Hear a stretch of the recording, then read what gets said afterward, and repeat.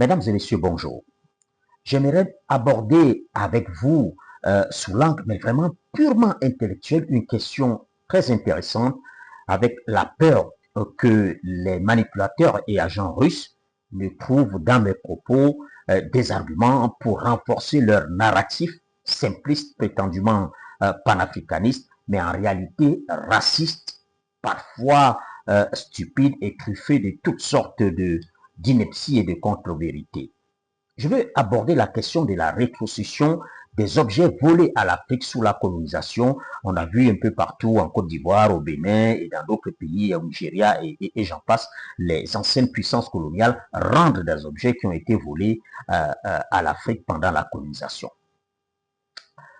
Les autorités européennes du moment, que ce soit en France, en Angleterre, aux Pays-Bas et dans plusieurs autres pays européens, en sont des receleurs en possession d'objets volés à l'Afrique pendant la colonisation voudraient s'arroger le privilège de conserver quelques droits sur ces objets avant de nous les rendre.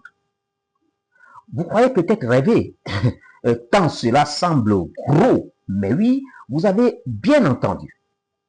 Avant de nous rendre aux Africains ce qui leur a été volé par leurs ascendants, les successeurs nous font signer des contrats qui conditionnent ces rétrocessions. Il s'agit de conventions censées garantir l'avenir de ces objets. L'avenir de ces objets. En effet, nous devons prendre des engagements auprès des receleurs sur l'utilisation que nous ferons des objets qui nous avaient été volés. Dans le fond, comme on le constate, ces conventions sont d'une insupportable arrogance et démontrent, s'il en faut, que certains dirigeants occidentaux ne sont pas assez ancrés dans l'histoire pour emprunter au très condescendant Nicolas Sarkozy son injure vis-à-vis des Africains dans son fameux discours à l'université Cheikh Anta Diop de Dakar, c'était en juillet 2007. Ces dirigeants européens vivent encore dans une époque révolue et ils devraient reformater leur logiciel de pensée. Sinon, on ne saurait comprendre autrement que des représentants des États reconnus de vol posent des conditions pour rendre ces objets comme s'ils revendiquaient quelques droits sur des œuvres qui nous appartiennent.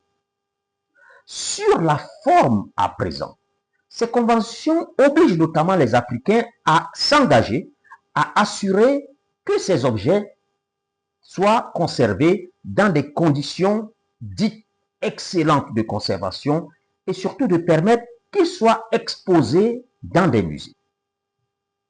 Au-delà du fait qu'en réalité, ces États occidentaux aimeraient peut-être vraisemblablement que leurs ressortissants puissent continuer à venir dans nos musées profiter de nos objets, cette exigence des pays voleurs, receleurs, a quelque chose de rabaissant et d'infantilisant vis-à-vis de l'Afrique. Ils auraient voulu dire que les Africains ne sont pas capables de prendre soin d'objets de valeur qu'ils ne s'y seraient pas pris autrement.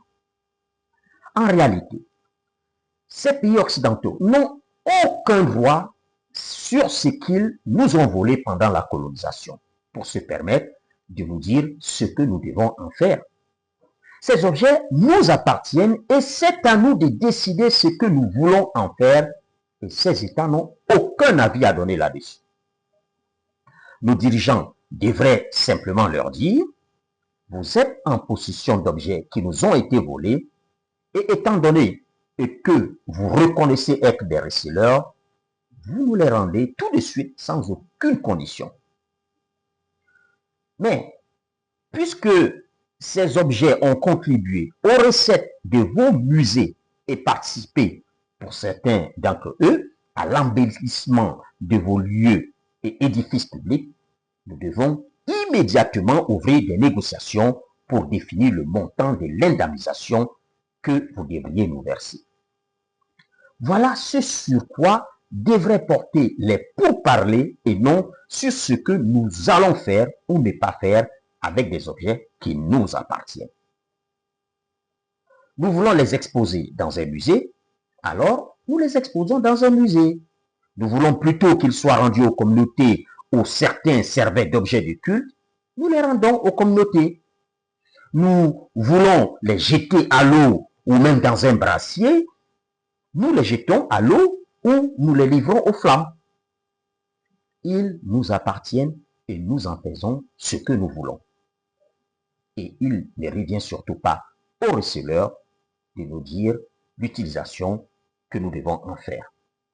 Voilà, mesdames et messieurs, la réflexion, l'analyse que je voulais partager avec vous ce jour, en espérant que vous avez aimé cette vidéo. Si c'est le cas, vous vouliez bien la partager massivement et n'oubliez surtout pas de vous abonner à notre page, à notre chaîne YouTube et à nos différentes plateformes pour continuer à être informé dès que nous publions quelque chose, à recevoir des alertes. À très bientôt. Inshallah.